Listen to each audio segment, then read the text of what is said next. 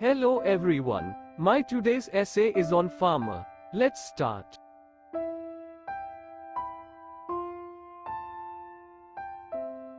Farmers play a very important role. Farmers are often called the backbone of any country. Farmers provide food to the whole country. We have food on our plates every time we feel hungry only because of them. There's a lot of effort and hard work that goes behind each harvest. Farming is an activity that requires extremely hard work. Farmers toil in the fields all day and return home only after sunset.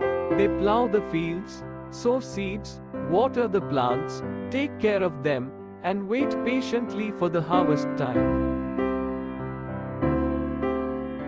Their lifestyle is pretty simple.